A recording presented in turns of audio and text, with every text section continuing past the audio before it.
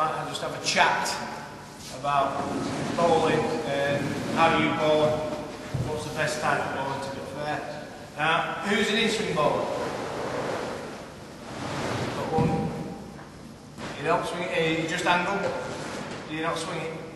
You go away. Are you sure? Yeah. Fair enough.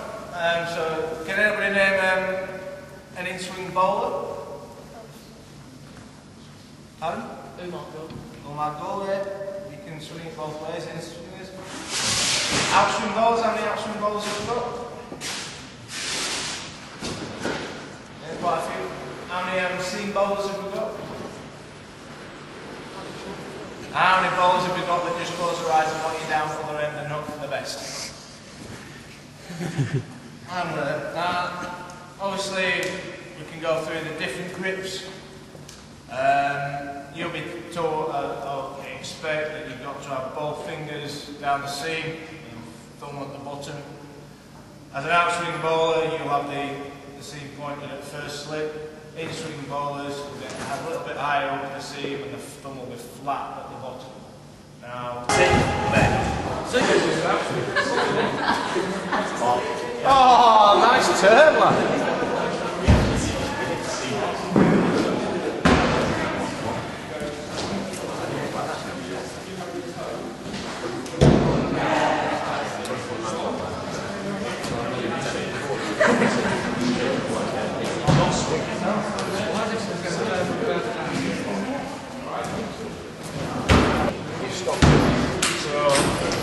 Stop your top half getting through as well.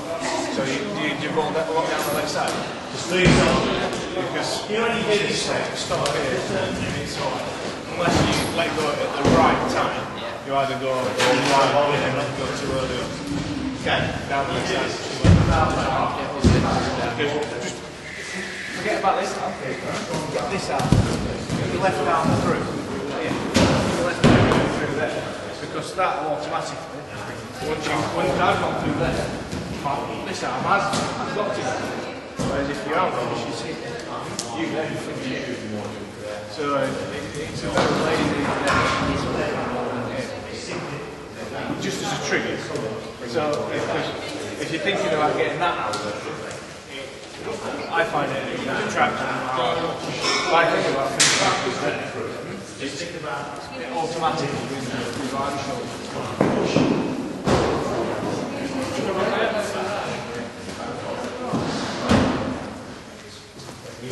So then you're going to go down the other end, and the first thing I'd do is be looking at the stance, looking at the grip, and trying to work out in my head where they're going to hit it, and what sort of, if the bottom hand downwards, top hand downwards, whatever. So we're going to have 10 minutes each of these batters, and they're going to swap over, so we've got 3 different people to think. So I want you to analyse when they go in. I'm going to stop you after you've had 2 or 3 balls and watched everybody bowl at them. Say, right then, what sort of batter are where are you looking to bowl and where they're strong, how are you going to get them out? Well, then test them out, boys. It needs an extra inch, this lad. Inside for too long. So try and groove your action. I'm not saying try and bowl at rat's pace, but just rein it in a little bit. Don't sprint in from back here. I've just seen 2 of you sprint in as fast as you can from back there, and not getting any pace, not getting any rhythm. To get your rhythm with a short run up is going to be very difficult. So that's when you've got to concentrate on your action a little bit more. Make sure that you hold yourself a little bit more because you're running in too long. So try and hold it, and then use your body and your action to create the speed rather than you run up.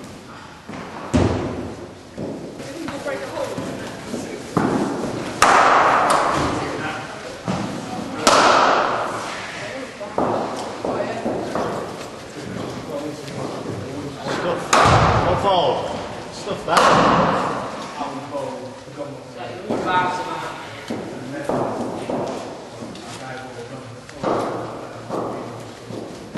Bold. One bold. Good lad.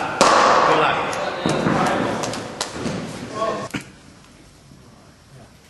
In terms of bowling with your 6 ball over, yeah. As a bowler, would you do 4 balls for stop ball and 2 varied, how would Yeah, that's a good question. It will depend about who I'm bowling out, what the wicket's like, and what the situation of the game is, to cut the long story short. But if it's a green seaming wicket, then no, I'd try and bowl my best ball every ball, because if it's swinging and seaming, then the likelihood of the batsman playing and missing is massive. If you're an outswing bowler, and just to not get frustrated and try and do something different, which alleviates the pressure, because the batsmen score a run, they get down the other end, and all the pressure is gone.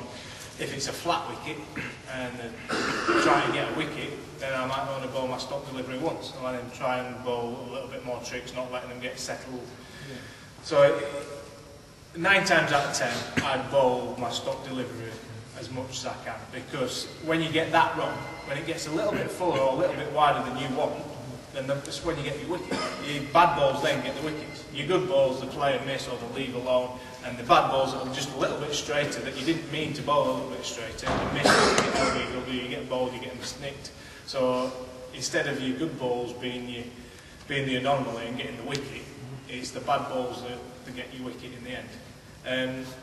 We keep on talking about your stop delivery, but how many times do you get a batsman out? How many times do you bowl a ball that pitches leg stump and hits off stump? Very, very rare. You might bowl it once in the season. So the batsman gets themselves out. If we looked in these nets, more often than not, the batsmen have got bored, have played the wrong shot to the wrong ball and got themselves out. And that goes back to the questions that you're going to ask them. Should I go forward or backwards, play it and leave it? Should I score or defend it? And the more questions you ask him, the more frazzled his brain becomes, the more likely he is to make the wrong decision. But it's very rare that the bowler gets the batsman out. It's more often the batsman mistake.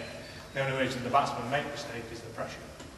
So it's not just you bowling in the right areas, it's your mate down the other end building up the pressure, so you're building your partnership.